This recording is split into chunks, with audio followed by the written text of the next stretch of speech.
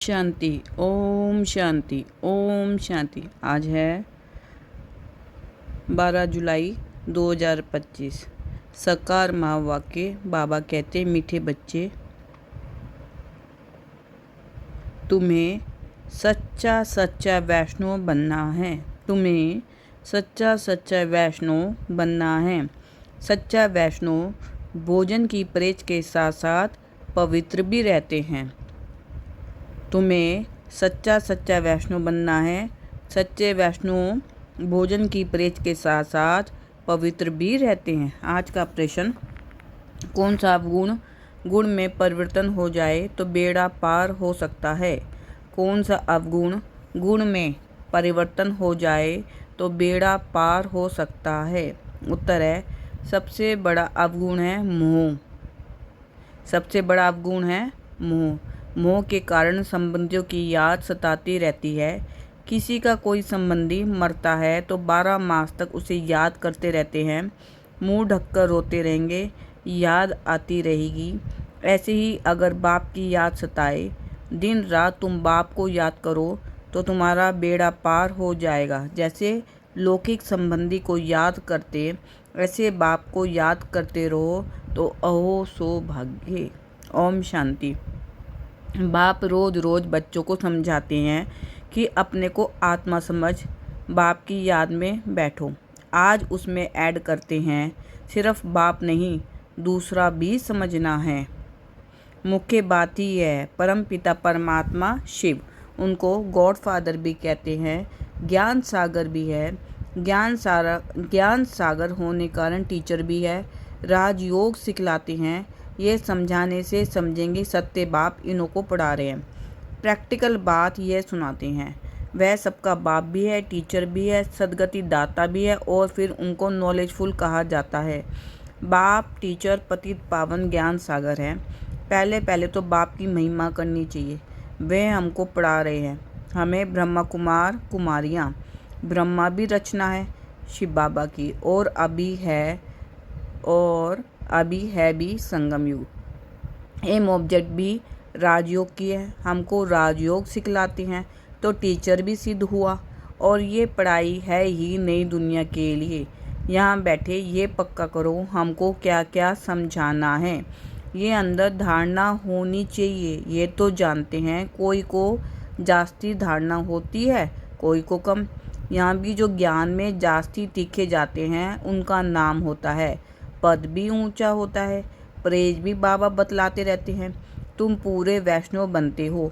वैष्णव अर्थात जो वेजिटेरियन होते हैं, मांस मदिरा आदि नहीं खाते हैं, परंतु विकार में तो जाते हैं। बाकी वैष्णव बना तो क्या हुआ, वैष्णव कुल के कहलाते हैं, अर्थात प्याज आदि तमोगुणी चीज़ें नहीं खाते हैं। तुम बच्चे जानते हो तमोगुणी चीज़ें क्या क्या होती है। कोई अच्छे मनुष्य भी होते हैं जिसको रिलीजियस माइंडेड व भक्त कहा जाता है।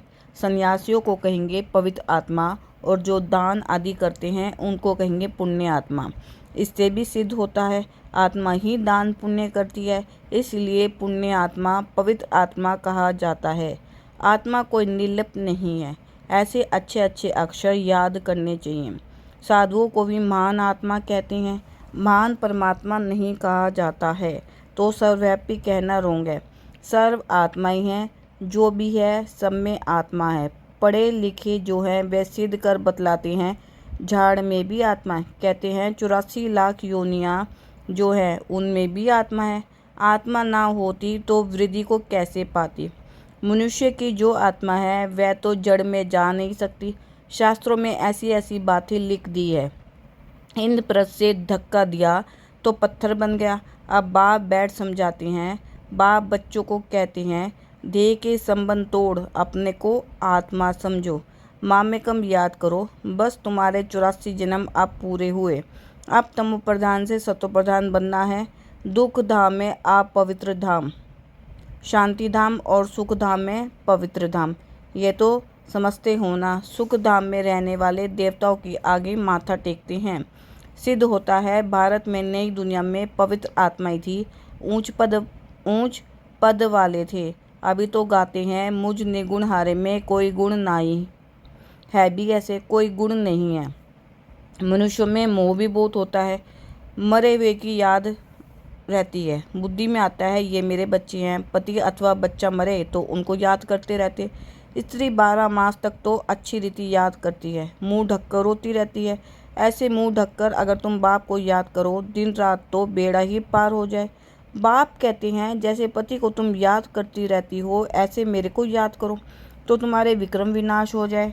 बाप युक्तियाँ बतलाती हैं ऐसे ऐसे करो।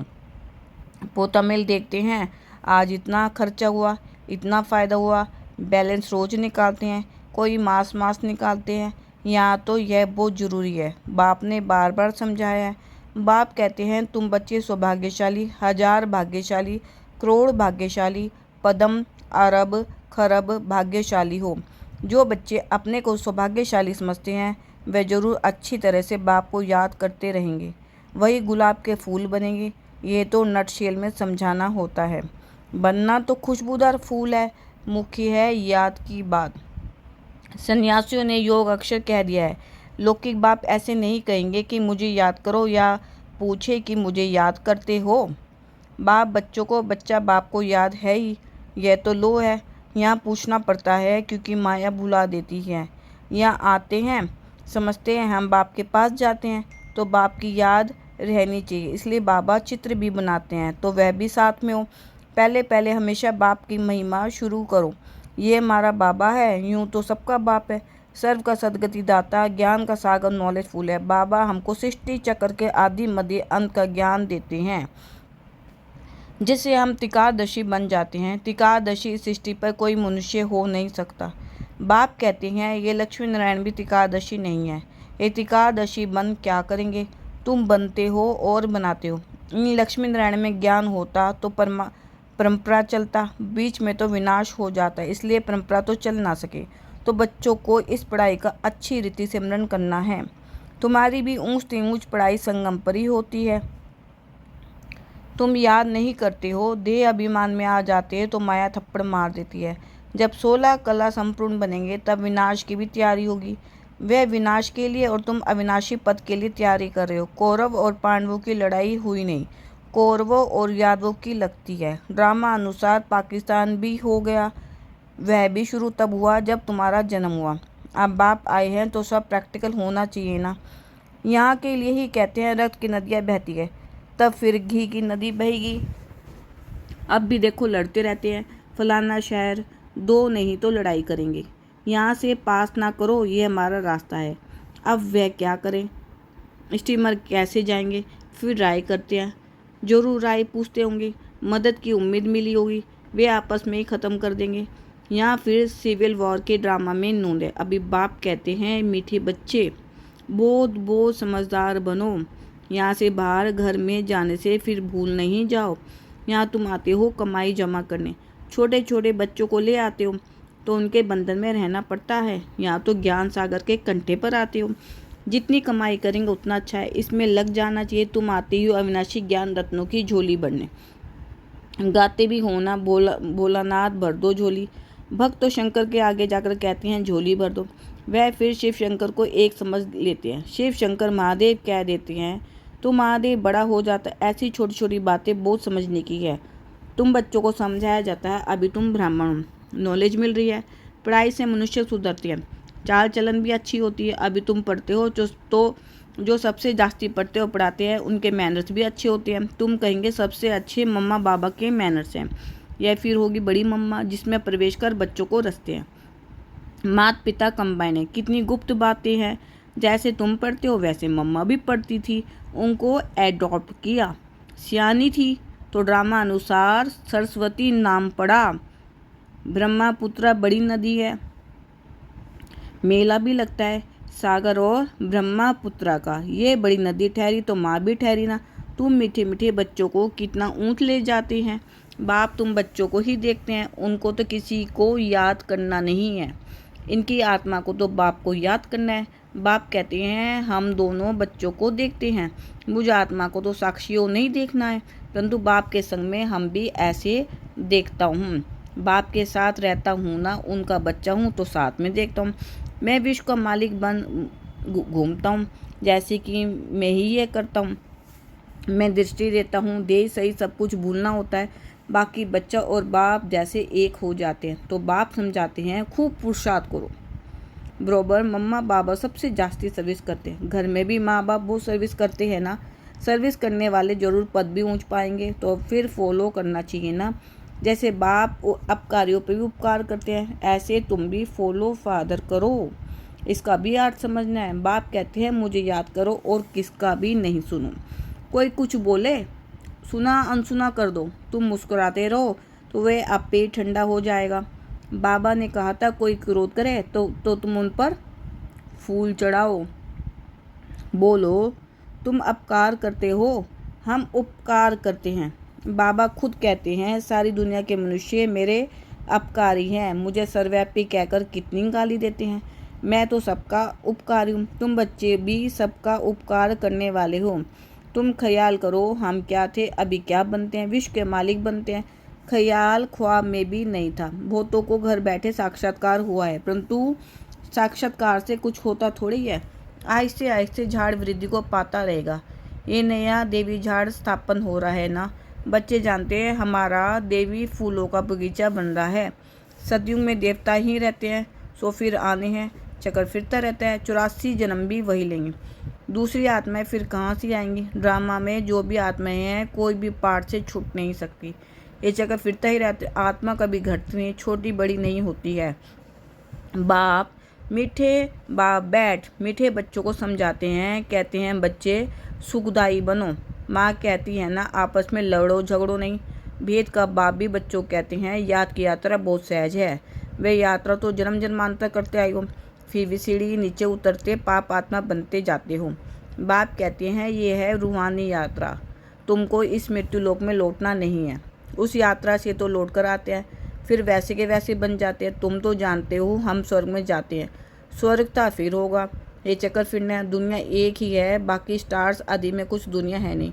ऊपर जाकर देखने के लिए कितना माथा मारते रहते हैं। माथा मारते मारते मौत सामने आ जाएगा। ये सब है साइंस। ऊपर जाएंगे फिर क्या होगा, मौत तो सामने खड़ा है। एक तरफ ऊपर जाकर खोज करते हैं, दूसरी तरफ मौत के लिए बॉम्ब्स बना रहे हैं।